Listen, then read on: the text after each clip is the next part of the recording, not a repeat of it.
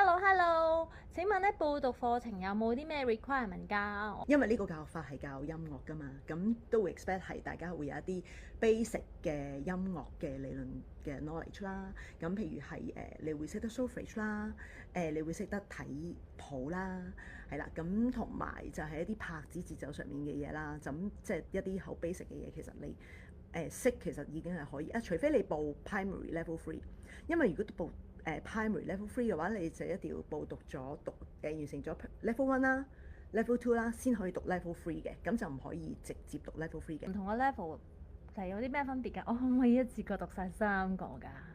咁其實唔同嘅 level 咧，其實就係唔同嘅歲數啦。Early childhood 嘅 level 1咧，就係俾0至3歲，即係你啲小朋友你係教0至3歲咧，就會係呢一個 level 啦。咁如果係level 2咧，就會係0至3歲，4至5歲啊，要計翻條數先。然之後咧，level 3咧就係6至8歲啦。咁嗱，你見到咧重疊咗 level 1、level 3同埋下邊個 level 1。咁 early child 嘅 level 3咧，其實係等於 primary 嘅 level 1嘅，即係好抵嘅。你讀咗一個 level 咧，其實同一時間完成咗 level 3嘅 early childhood 同埋 primary level 1㗎啦。可唔可以讀晒㗎？係啊，可唔可以讀晒㗎？梗係唔得啦，一個 level 要讀60個鐘頭啊！加埋考核。係啦，咁所以咧，我哋同一時間3位老師係進行3個唔同嘅 level 嘅課程嘅，咁所以咧就冇辦法啦，唔好意思啦，我哋一年咧讀60個鐘啦，跟住我哋下一年又再繼續讀啦。我發現 Zoom 嗰度咧，我唔可以實時出席喎，有啲時間，咁點算好呢？我哋係會錄翻 video 俾大家睇翻嘅，咁但係咧就最好就係實時啦，因為實時老師先至可以睇到我哋嗰個狀況啦，吸收個狀況啦。其實 Zoom 嘅作用就係俾我哋去 prepare 自己嘛，咁變咗就一定要係你上咗你先 prepare 到自己，先至係裝備到你當老師嚟到嘅時候，你就可以好順利咁樣去繼續上嗰個實體嘅課程咯。我主要係教鋼琴，冇教合唱團嘅。咁呢一個課程對我有冇幫助啊？咁其實係好有幫助嘅，就正如我哋在座係啦，我哋兩位都係教琴啦。你上堂嘅時候咧，好幫到我哋去解決小朋友嗰個問題啦。其實日後都會有一啲個關於一啲 Coder 嘅 workshop。係 apply 喺唔同範疇嘅，咁就希望可以幫到大家啦。第二個咧就係關於皇家音樂學院嘅樂器考試 oral 同 sight reading 呢一啲有冇幫助？梗係有幫助啦。係啱啱都講過，呢個係因為要 train 小朋友嘅耳仔同唱歌，咁所以對 oral 係一定有幫助嘅。咁至於 sight reading 咧，就係因為佢哋認識咗呢樣嘢係入心地認識咗，佢可能係嗰個高高低低啊，個 pitch 啊，或者係啲節奏啊，咁所以其實變咗咧只要老師其實係 apply 得好嘅話咧，其實佢哋嘅睇譜咧都會係好好嘅。同埋佢係好快就會由符號同埋影像聯合，所以佢會相對上佢其實係會快咗嘅讀譜能力呢一方面。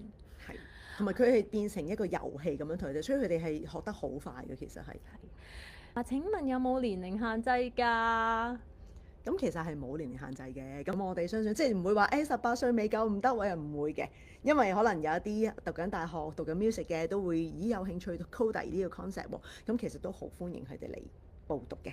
係咪主要都係教唱同聽嘅咋？其實係點樣教小朋友係一啲由好 basic 嘅音樂元素，其實係所有嘅嘢有好帶領一個音樂欣賞嘅課堂。咁同埋係你點樣去編寫個課程咧？呢樣嘢，譬如我而家教小一咁樣，咁我一年啦，我點樣 plan 我課程去達至我年尾嗰個目標咧？佢係一個好有系統，佢可以完整咁樣去教嗰個音樂嘅感覺，係咪？要由第一天順序開始參加課堂啦。如果中間有1、2天冇上，咁係咪之後就唔可以再上或者跟唔上啊？嗱，咁咧，如果你係考核嘅話咧，其實就係真係每一日一路跟住要上，因為其實去到尾咧，一路老師都會有啲考核俾我哋噶啦。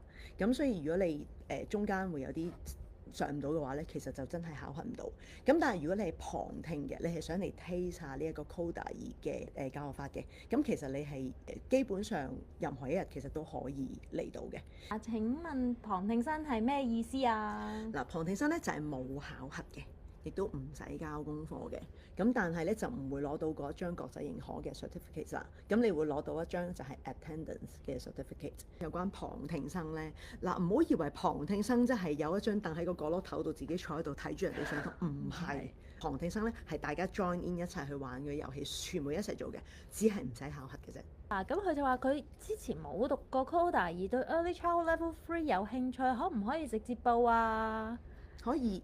Early Childhood 咧係可以隨意，你中意讀一就讀一先，讀三先都可以嘅。